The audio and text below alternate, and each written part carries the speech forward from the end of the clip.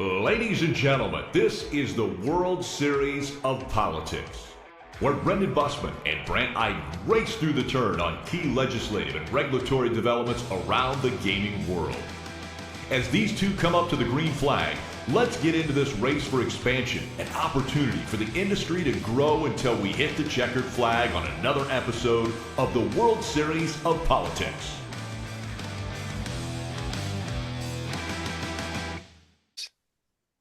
Welcome back to the World Series of Politics podcast. I'm your host, Brandt Iden, along with my good friend, Brendan Bussmann. And I got to do it, horse joke. We are galloping along in this episode.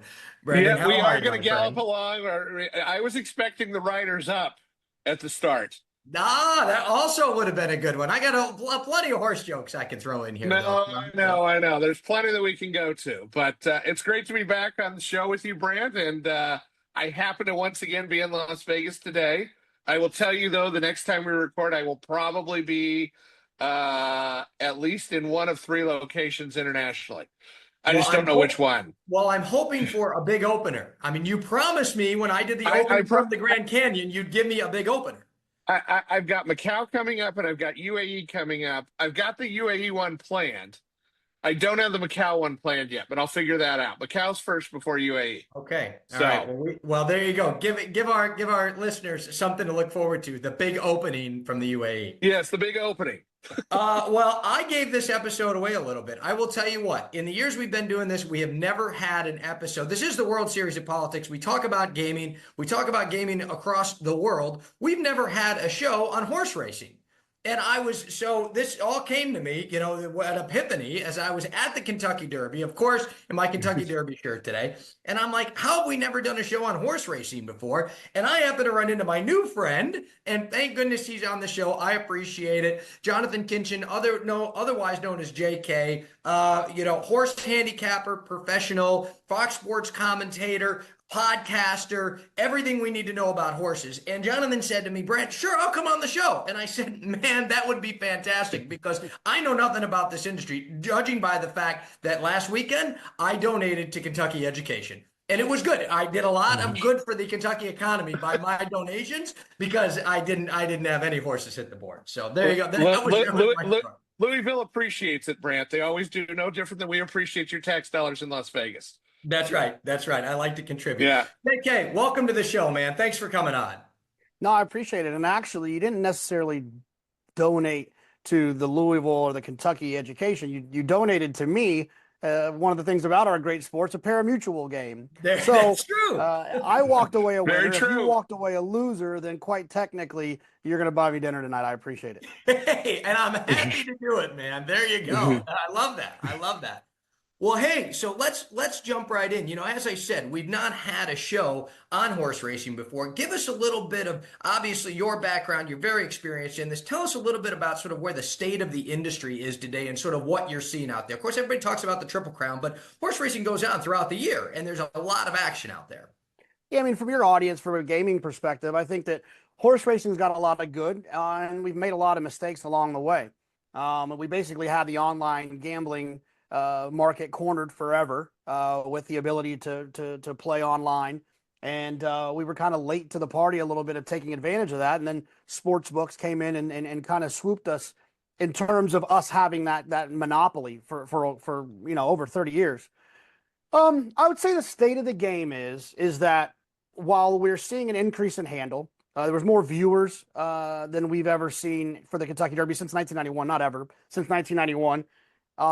Things are trending in the right direction. I think the Netflix show has been very well received from a lot of people in a similar way that the F1 show was received, and it's produced by the same company, Box to Box.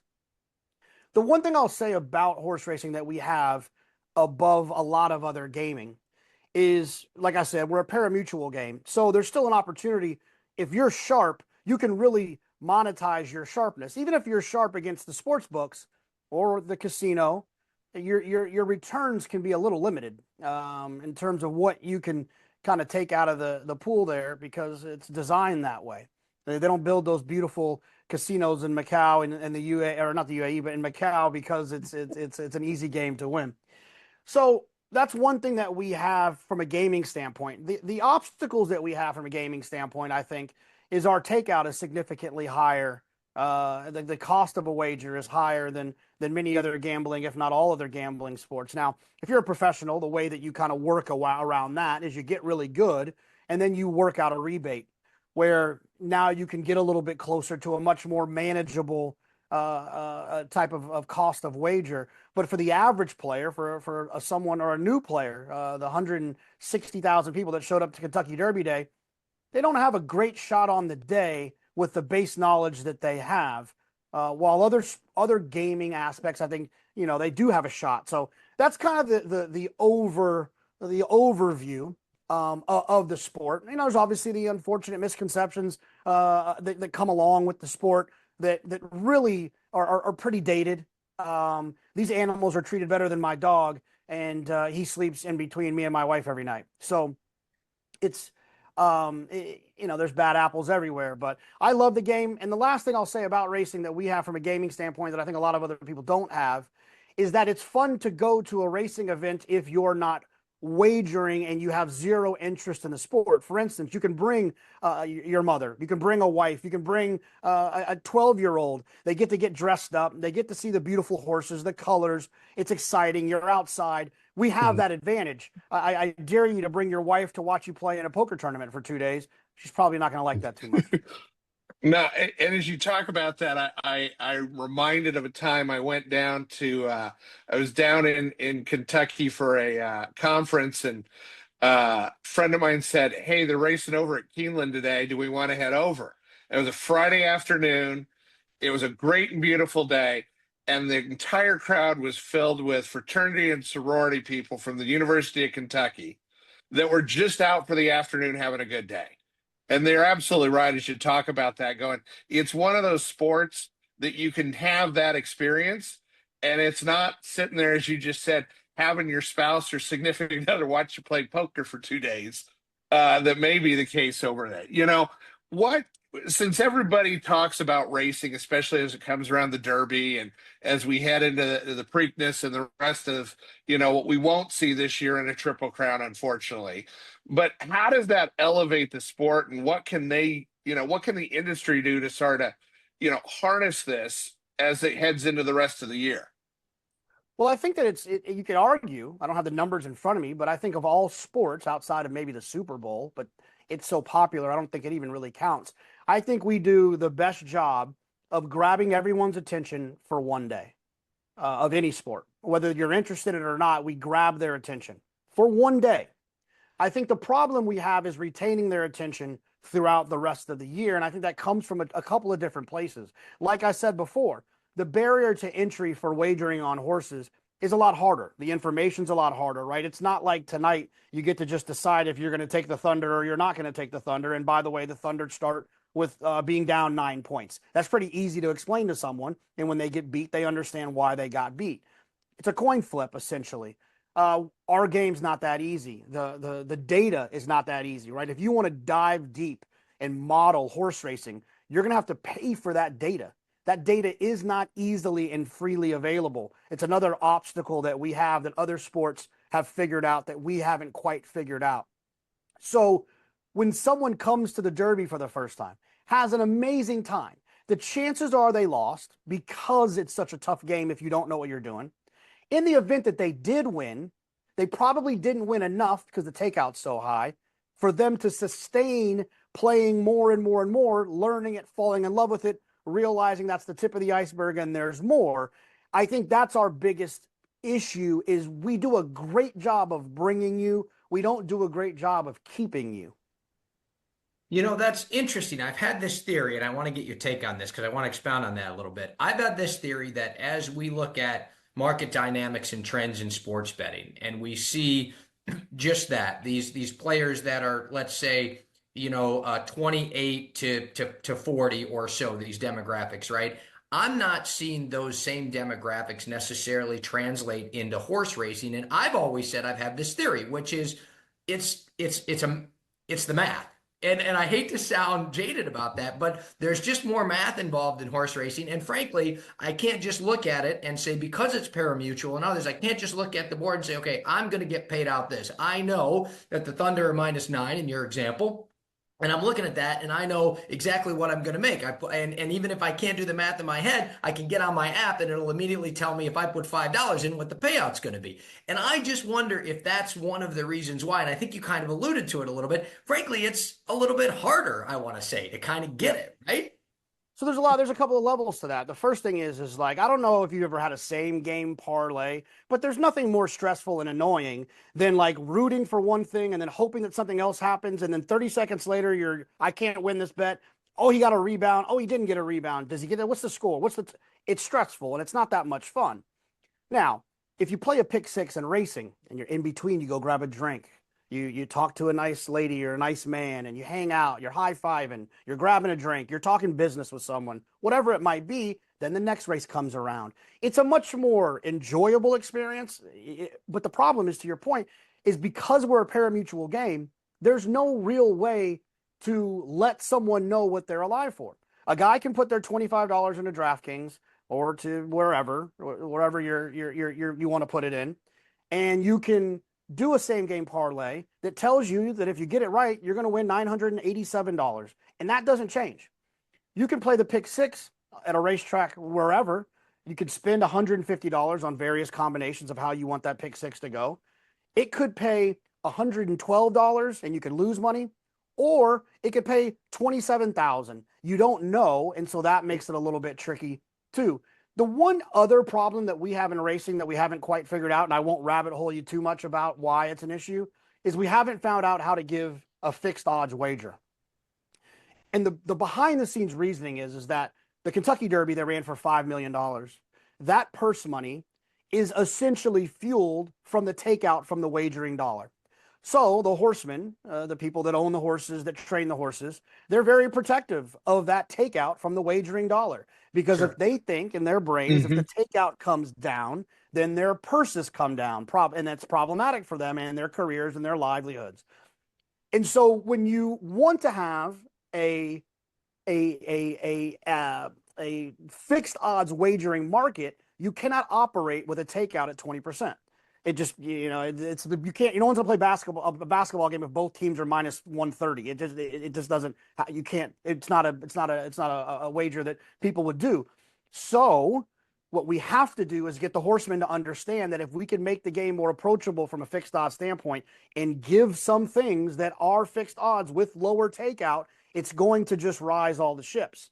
And we've had a hard time in the industry kind of winning that battle, which is why we can't have the great parlay where you put in $25 and you find out what you're going to make at the end.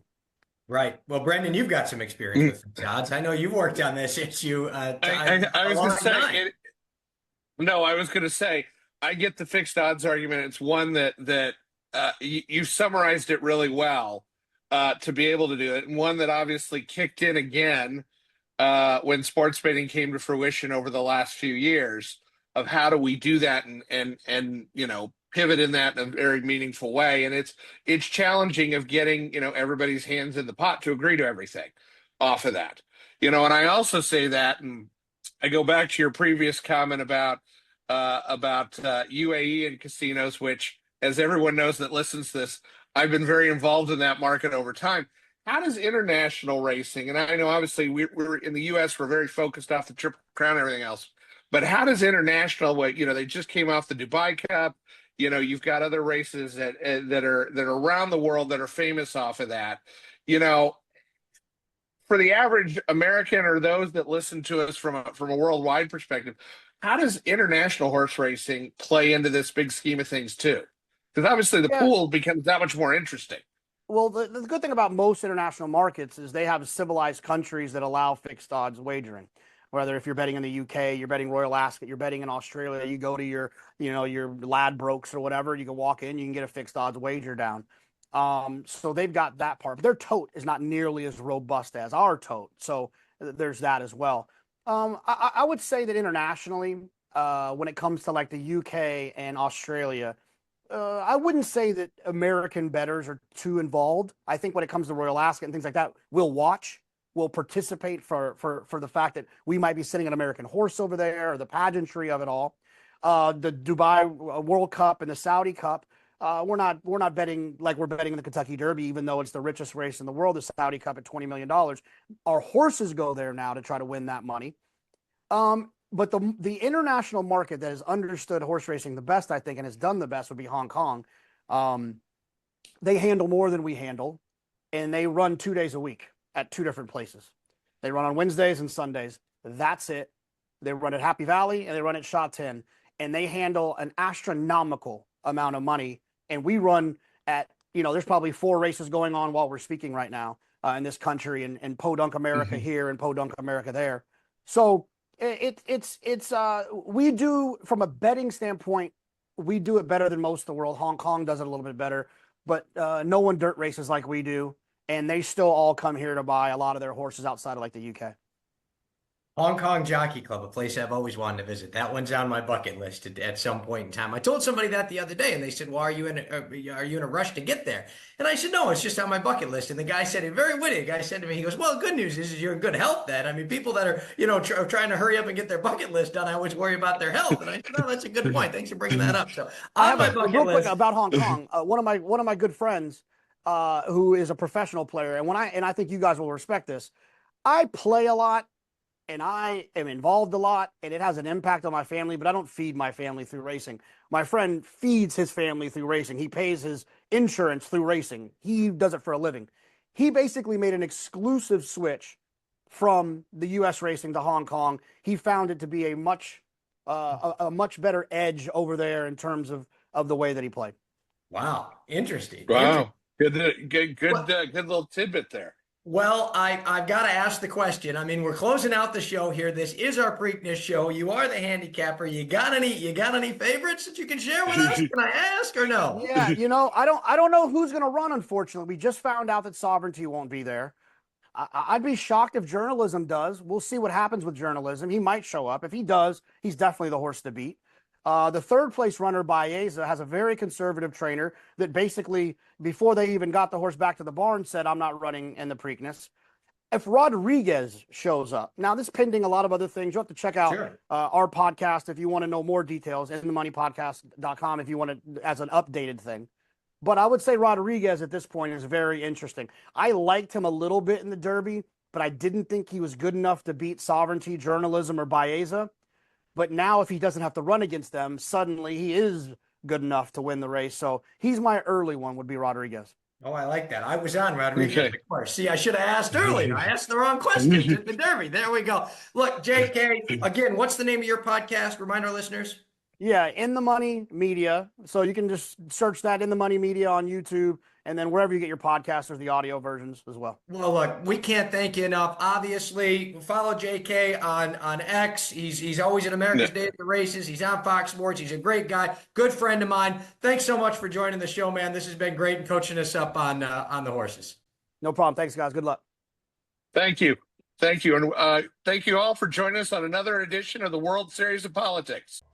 You've been listening to the World Series of Politics podcast with Brendan Bussmann and Brandt Iden. We'll be back at the starting line very soon.